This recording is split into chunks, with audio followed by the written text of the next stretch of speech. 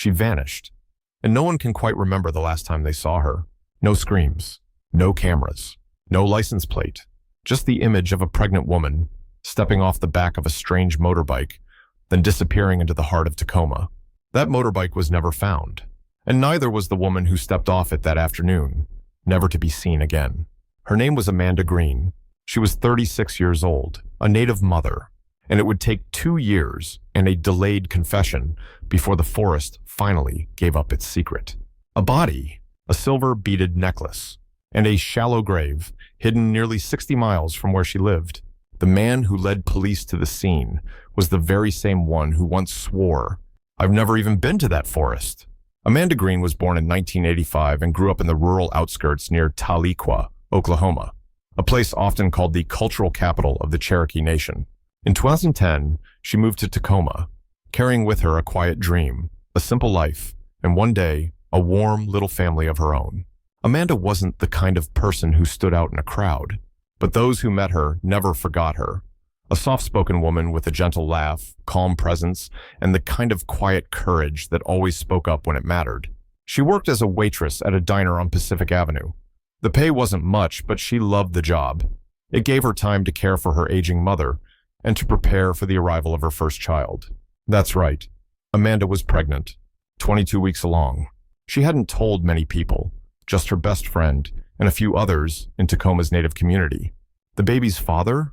A former boyfriend with a history of violence, and the same man Amanda once fled from in the middle of the night with nothing but a handbag and the clothes on her back. Even then, she never sought revenge. Amanda chose silence as her shield, and she was in the middle of filing a restraining order, the paperwork still unfinished when she disappeared. Some say Amanda was reserved, but in her journal, found after she went missing, were words filled with quiet strength. "I'm going to raise this child in a way I was never taught, with light, not darkness." She loved the outdoors. On weekends, she'd often walk the trails at Point Defiance Park, notebook and pen in hand, jotting down the names of medicinal plants from her Cherokee heritage. In Tacoma's native community, Amanda was a quiet helper, donating to fall festivals, teaching young kids how to read in their ancestral language. A gentle soul, an expectant mother, the last person anyone would have imagined, just disappearing. She left home on a Saturday morning, carrying a small bag of clothes, saying she'd be back by nightfall. But from that moment on, no one ever heard her voice again. May 15th, 2021. The weather in Tacoma was unusually pleasant, around 63 degrees Fahrenheit, soft sunlight, a light breeze drifting in from Puget Sound into the heart of the city. It was a Saturday. Amanda woke up early. Neighbors remembered seeing her watering the plants in front of her house, wearing a loose-fitting gray hoodie, likely to conceal her growing belly. She greeted the elderly woman next door with a quiet smile and a nod, just like always. Around 9 a.m., Amanda left the house. No phone, no purse, just a small backpack slung over her shoulder. She boarded bus 41, heading toward downtown Tacoma. At 10:12 a.m., a security camera at a convenience store near the Arco gas station caught her stepping off the bus. It would be the last time Amanda Green ever appeared on camera. Roughly 30 minutes later, according to a delivery driver who often worked that route, Amanda was seen speaking with a man near a black motorbike. They talked for a while, then she climbed onto the back seat. No helmet. The bike turned onto South Yakima Avenue, a street known for its blind spots, dead ends, and abandoned warehouses. That was the last confirmed sighting of Amanda Green. By evening, when she hadn't returned, her mother called. No answer. Late that night, Amanda's phone was found still inside her bedroom, resting on her pillow. No one knew why she would leave home without any way to contact her. The next morning, her family reported her missing. But Tacoma police didn't immediately open a case. Their reasoning was familiar. Amanda was an adult. She had the right to leave on her own. Even though the family insisted she was pregnant, possibly mildly depressed, and had never left home without saying a word, her file was labeled "Wait and Monitor." 3 days later, members of the local Cherokee community began mobilizing. A group started printing flyers, set up an information table at the night market, and began collecting witness statements. But media coverage? Almost non-existent. A native woman, pregnant, vanished without a trace. In a city where hundreds of missing persons cases go unresolved, Amanda's name became just another line on an endless list. That first week passed in quiet agony for her family. They taped flyers across Tacoma, At gas stations, in parks, on church doors, on the cold utility poles lining South 38th Street. The photo on the flyer showed Amanda with a soft smile, hair tied back, gently cradling her pregnant belly. At the bottom, in her mother's handwriting, were the words, "My daughter would never just walk away. She's pregnant. Please, if you've seen anything, call." On day 8, police finally opened an official missing persons case, but little action followed. Her family took the search into their own hands, tracking down witnesses, calling hospitals, canvassing street corners they thought she might have passed. It was during one of these searches that they met the delivery driver who had seen Amanda get on the motorcycle. He described the man as white, about 6 feet tall, wearing a worn brown leather jacket and a baseball cap, but he couldn't recall the face clearly. The family passed the tip to police, but it wasn't until July, nearly 2 months later, that an investigator followed up. By that time, Amanda's mother had begun voicing concerns about her daughter's ex-boyfriend, the one Amanda had cut ties with several months before she disappeared. Amanda had confided that he was controlling, once forbidding her from seeing friends, and at times violent, especially after learning about the pregnancy. There were rumors he didn't want the baby, but when questioned by police, he denied involvement. He had an alibi, a receipt from an auto repair shop the same morning Amanda vanished. With no hard evidence, he was cleared as a suspect. The family pushed back, but the silence from authorities was deafening.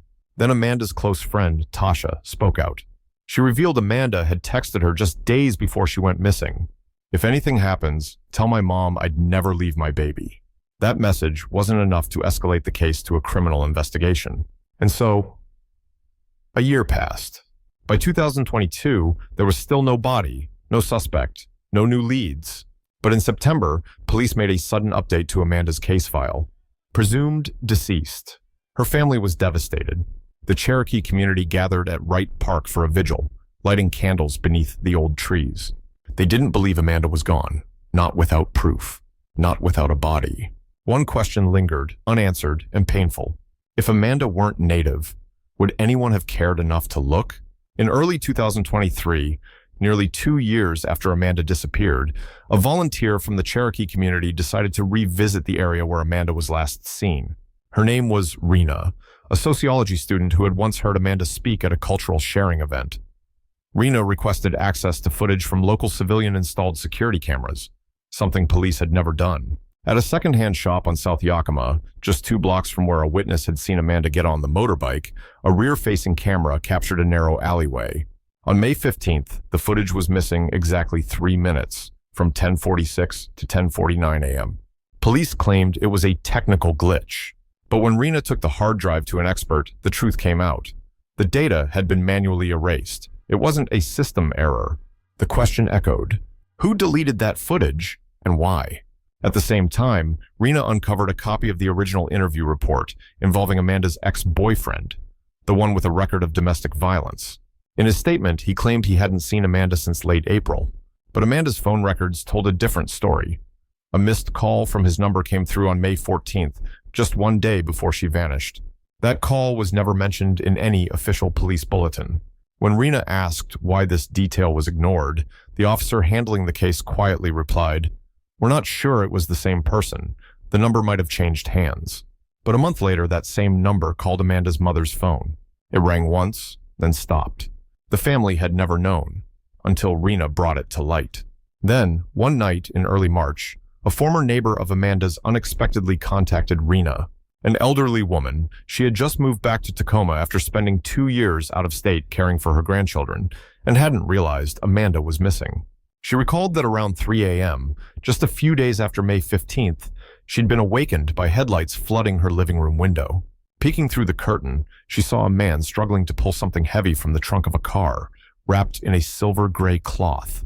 No shouting, no noise, just the sound of a car door slamming, and the image of a motorcycle speeding off into the night without plates. This woman had lived just 1 block from Amanda's house. Rena documented everything and passed it to police, but it took nearly a month before they officially interviewed the witness. By then, her memory had faded. She couldn't recall the exact night, only that it was lightly raining and the cats wouldn't stop crying. But one detail she was certain of. That car, I'd never seen it before. It wasn't from the neighborhood. While waiting for formal follow-up, Rena kept digging. She combed through older notes and found a small, handwritten entry in Amanda's original case file. A parking lot worker near South Yakima had once reported seeing a man on a black motorbike who'd show up around dawn, just stand there staring at the intersection, then leave. No one had ever interviewed him. The lot was now closed, the area abandoned. It took Rena weeks, but she eventually tracked him down. His name was Joel, now working as a night security guard in Seattle. When asked, Joel said, "Yeah, I remember. He wasn't homeless or drifting. He had a purpose. He'd just stand there, staring toward the crossroads, like he was waiting for someone." Joel also remembered the last time he saw the man, sometime in mid-May 2021. He stood there for almost 10 minutes, then just left. I don't know why, but it gave me chills. The deeper Rena went, the more scattered pieces emerged, as if Amanda's disappearance had always been visible, just buried under layers of neglect. Then, in May 2023, exactly 2 years after Amanda vanished, everything changed. During an unrelated federal investigation into illegal weapons trafficking, authorities arrested a man named Vincent R., who had once lived in Olympia and was now in Spokane. While being questioned about arms transport routes, Vincent suddenly said, "Y'all ever dig out in Gifford Forest? There's a girl out there. She was pregnant." The agent froze. No one had mentioned Amanda. No one brought up a missing person. So how did he know? Vincent refused to elaborate, unless offered a reduced sentence. After multiple negotiations, he agreed to lead authorities to the location. His only condition: no press, no media. On June 8th, 2023, a small team of investigators followed Vincent deep into Gifford Pinchot National Forest. After 3 hours of hiking, they reached a moss-covered clearing near a quiet stream. Vincent pointed. "Right there." They dug. And then, the silver-gray cloth. A body. A silver beaded necklace. And inside the pelvic cavity, the remains of a child that never had a chance to be born. The shallow grave in Gifford Pinchot National Forest was excavated with extreme care, not only for forensic reasons, but because what lay beneath had the power to shake an entire case that had been neglected for nearly 2 years. The body was badly decomposed, but the bone structure indicated a woman in her 30s with a height matching Amanda Green. Next to her rib cage was a silver-beaded necklace with a red stone, something Amanda's mother immediately recognized. It was a family heirloom. Amanda never took it off. But what brought the investigative team to a stunned silence was found in the pelvis. A fetus, still inside the womb. Approximately 22 weeks gestation, aligning exactly with Amanda's disappearance. A double death, unspoken, for 2 years. Until now, Vincent, the man who led authorities to the body, denied committing the murder. He claimed, "She was already there when I got involved. I was just paid to clean up the mess."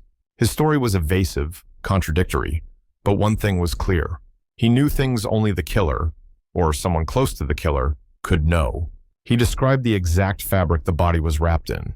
He knew the location almost precisely, about 20 paces from a triangle-shaped rock, without a map. Police had no choice but to expand the investigation. And then they found it. Vincent had a prior conviction for drug possession, and he had connections to a small local gang in the Tacoma area where Amanda's ex-boyfriend once worked. That name surfaced again. Chris L., no longer outside the circle of suspicion. Newly acquired phone records showed that Chris and Vincent had communicated in April and early May of 2021. Yet, in his initial interview, Chris had explicitly denied even knowing Vincent. One lie, small but enough to reopen the case. This time, police began treating Chris as a person of interest. News of the body reached the Cherokee community just 2 days after the discovery. Social media exploded. Thousands of comments flooded Amanda's memorial post on Facebook, many repeating the same phrase, "She was there the whole time." Where were we? Once the remains were officially confirmed to be Amanda Green, the questions came fast and furious. Why wasn't Chris L., a known abuser, investigated more thoroughly from the start? Why, despite erased footage, phone records, and indirect witnesses, was this case never taken seriously?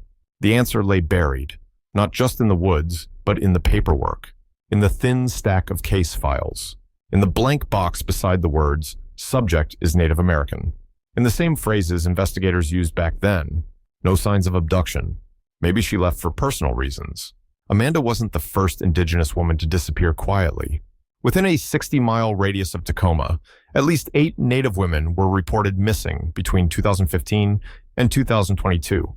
Only 2 of those cases were investigated as potential crimes. None reached a clear resolution. For Amanda's family, the pain wasn't just in the loss. It was in being ignored. Her mother, Linda Green, spoke at a community vigil. "They told me my daughter was an adult, free to leave, but they never saw the baby in her belly as a life worth protecting too." Vincent, the man who led them to the body, held to his story. He wasn't the killer, but every time he talked, more slipped through. He admitted transporting a heavy package by motorbike through forest trails at night. He couldn't remember the exact date, but recalled it being damp, drizzly, and smelling like wet grass. Conditions that matched late May 2021. Why did he say motorbike? Amanda's family had never made public that she was last seen riding on the back of a motorcycle. Police hadn't disclosed that detail either. So how did he know? Chris L. was brought in again. Faced with new phone evidence and Vincent's statements, he repeated what he said 2 years earlier. "I don't know anything. I didn't hurt her." But his eyes faltered when investigators laid a weathered, dirt-stained necklace on the table. The same one Amanda always wore, now marked by the forest and time. No one has officially been charged. Vincent remains in custody on unrelated charges. Chris remains free, at least for now, but the community is no longer silent. At a July 2023 march outside Tacoma Courthouse, a single banner was held high. "Justice delayed is justice denied, especially if you're Native." By August 2023, more than a year after Amanda Green's remains were found, the investigation had stalled. Vincent, the man who led police to her grave, had not been charged with murder. Chris, Amanda's ex-boyfriend, had not been arrested. Outside, public outrage grew louder. But inside the case, everything circled back into the same dead ends. Not enough evidence for prosecution. Conflicting statements. And puzzle pieces that almost fit, but not quite. As if someone had intentionally placed them in the wrong order. Detectives began exploring a new theory. Was there a third person? Someone orchestrating events from behind both Vincent and Chris? Cell tower data from the day Amanda disappeared was reanalyzed. Among the movement logs, one anomaly stood out. An unregistered device, likely using a burner SIM, had traveled along the exact same route Amanda took on May 15, 2021. It vanished from the network just minutes after the motorbike was last seen. No trace. No ID. No registered owner. A new mystery. Around the same time, an anonymous email was sent to the Tacoma Ledger. The entire message was only 2 sentences. Amanda wasn't supposed to die, but she saw something she shouldn't. The source was untraceable, no IP, no metadata, but it sparked a new wave in the community.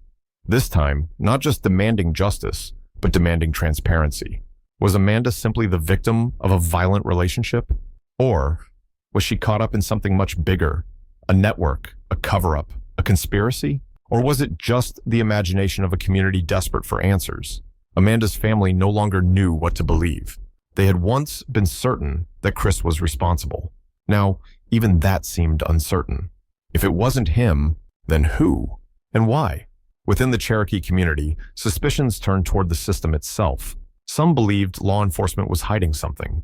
They called on the FBI, demanded full case file disclosure, but everything remained locked down, under the same reason they'd heard for 2 years.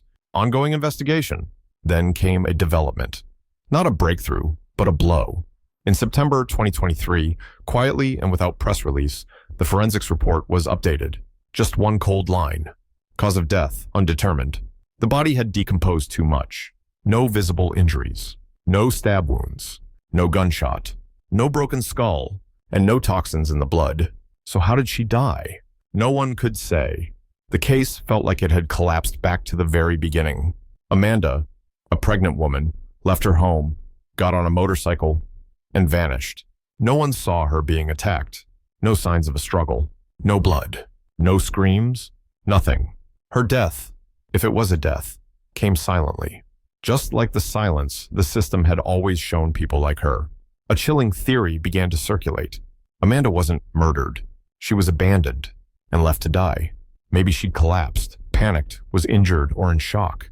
And instead of helping her, someone hid her. Then a new witness emerged.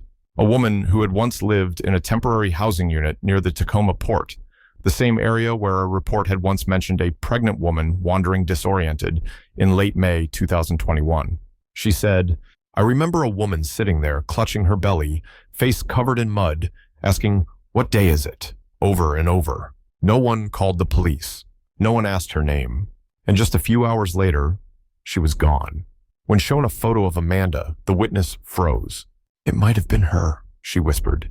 "I'm not sure, but those eyes, I remember those eyes." That detail, it shattered Amanda's mother. If her daughter had still been alive, for days, and was simply ignored, then who exactly was responsible for her death? Chris remained uncharged. Vincent remained in custody for a completely different crime. Police said the case was still active, but faith in the system? It was gone. No one believed anymore. Mini Hook at minute 45. At 4 o'clock a.m. on May 16, 2021, a security camera 10 kilometers from Amanda's home captured a brief, flickering image. A woman walking unsteadily, wearing a hoodie, the same kind Amanda wore. The footage lasted just 10 seconds. Then the hard drive overheated. The image cut out, a blurred figure, a silhouette smeared in fog and silence. Was it her, or was it something else? This is no longer just a search for truth. It's a confrontation with the unknowable. In November 2023, a memorial was held for Amanda Green in downtown Tacoma. There were no more white wreaths, no more protest signs, just a single empty chair placed in the center of a fire circle, with her silver-beaded necklace hanging from the back. A local artist, known for painting murals of missing women, stood quietly near the flames. She said, "I never painted Amanda, because I don't know what her face looked like in the end. Was she angry, or had she given up?" Chris L. was never arrested. Vincent was never charged with murder. No weapon was found, and the phrase "cause of death undetermined" still sat in the middle of the forensics report like a period that ended nothing. But somewhere deep within the community, people knew, without needing it said aloud, Amanda died because no one heard her. No one stopped to ask.